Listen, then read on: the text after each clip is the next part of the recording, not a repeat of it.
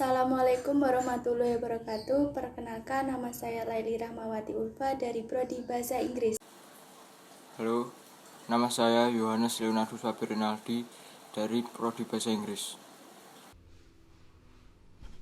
Saya Andrian Febriansyah.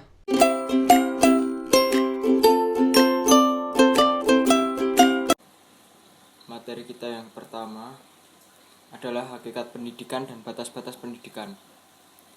Arti pendidikan.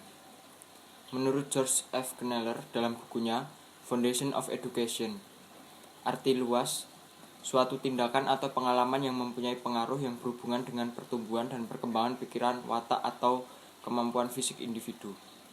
Arti hasil, apa yang kita peroleh melalui belajar, pengetahuan, nilai-nilai, dan keterampilan. Arti pendidikan yang ketiga, menurut John Dewey dalam bukunya Demokrasi dan Education, rekonstruksi atau reorganisasi, pengalaman yang menambah makna pengalaman dan yang menambah kemampuan untuk mengarahkan pengalaman selanjutnya. Menurut yang ketiga, Frederick Mayer dalam bukunya Foundation of Education, suatu proses yang menuntun pencerahan umat manusia.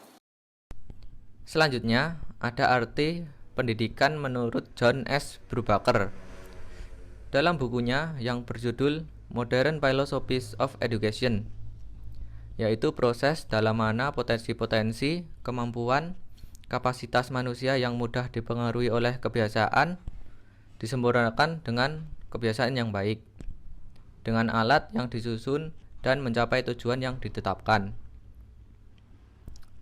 Oke, next.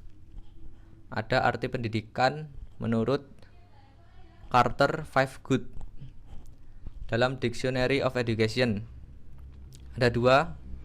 Yang pertama, keseluruhan proses di mana seseorang mengembangkan kemampuan, sikap dan bentuk tingkah laku lain yang bernilai positif dalam masyarakat di mana dia hidup.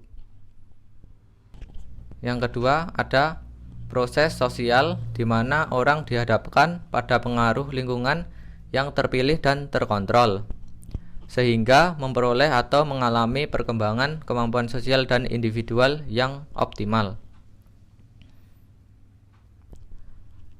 Oke, selanjutnya ada arti pendidikan menurut Ki Hajar Dewantara, yaitu menuntun segala kekuatan kodrat yang ada pada anak-anak itu, agar mereka sebagai manusia dan sebagai anggota masyarakat dapat mencapai keselamatan dan kebahagiaan yang setinggi-tingginya.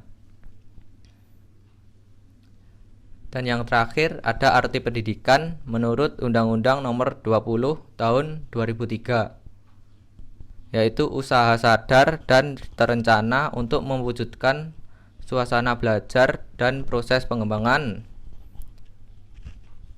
agar peserta didik secara aktif mengembangkan potensi dirinya untuk memiliki kekuatan spiritual keagamaan, pengendalian diri, kepribadian, kecerdasan, akhlak mulia, serta keterampilan yang diperlukan dirinya, masyarakat, bangsa, dan negara.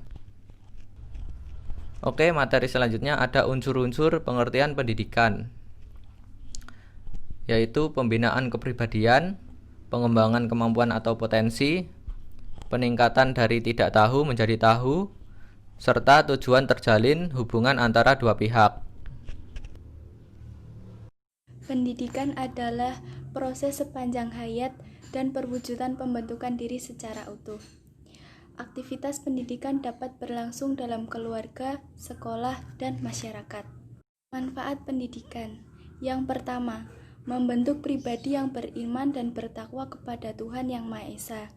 Yang kedua, membentuk tenaga pembangunan yang ahli dan terampil. Yang ketiga, melestarikan nilai-nilai yang dijunjung tinggi oleh masyarakat, bangsa, dan negara.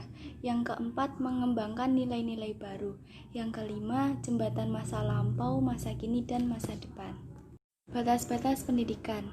1. Batas-batas pendidikan pada peserta didik. 2. Batas-batas pendidikan pada pendidik. 3. Batas-batas pendidikan dalam lingkungan dan sarana pendidikan, lingkungan fisik, sosial, dan budaya.